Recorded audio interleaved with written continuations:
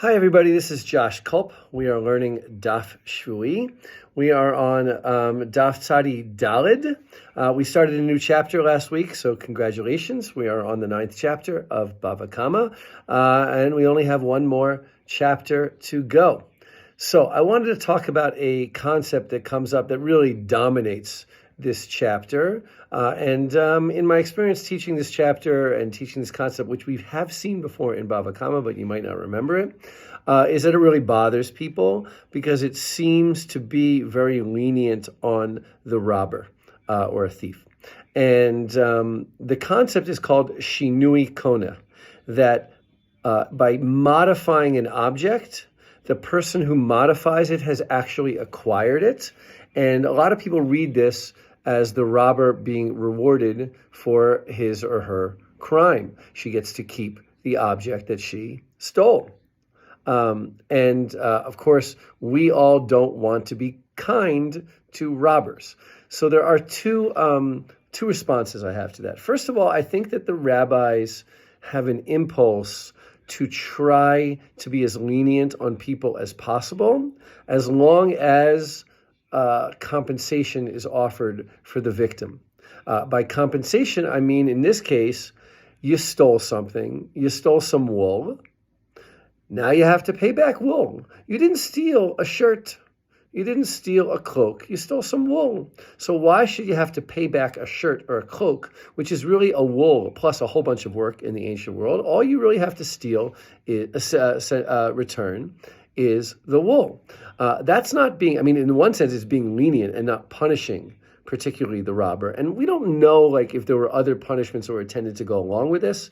The rabbis don't really have a fully worked out penal system, as I've said a few times before.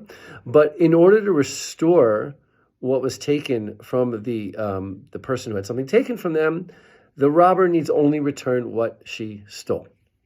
Okay, now that's my attempt to defend. The rabbis aren't being overly lenient. They're just trying to get equivalent, midah keneged midah, measure for measure, justice in the sense of returning that which was stolen.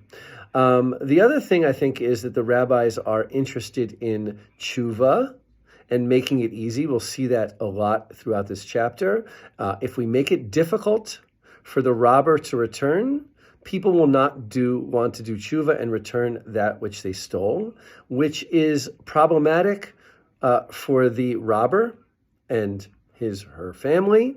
To make it difficult, it was problematic for the robber because the robber isn't going to be restored to being a member of the community, restored in the eyes of God, if you will. It's also problematic for the robbed party. We're used to living in a world in which we assume that there's an effective police force, an effective legal system.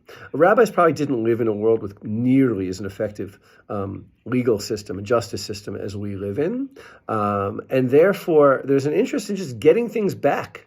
And if you want to get things back, you have to not overly penalize the person who took them. I've analogized this in other places to a smaller informal setting in which one does not want the police interfering, such as a school, a summer camp, smaller organizations.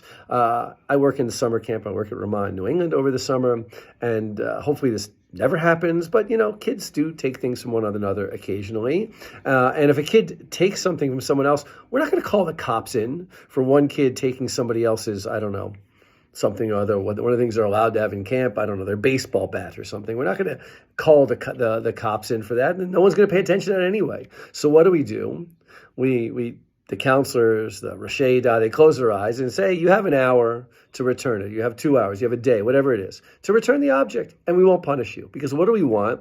We want that person to return the object so that the person can get it, because otherwise we're not going to be able to get it back in the first place. And I think the rabbis feel that. They don't live in a world with a police force. And I would say that today, if you go to the police and say, someone stole my baseball bat from my backyard, they ain't going to do anything, right? We don't even go to the police with that, right? Someone stole even something as large as my bicycle. You might report it to the police, but you know you're not going to probably get it back because it's just too hard and they have too much other work to do that's probably more important for the larger society. So sometimes it is good to be lenient on the robber, both for the robbed party and to restore the robber to be right in the eyes of God and in the eyes of his or her community.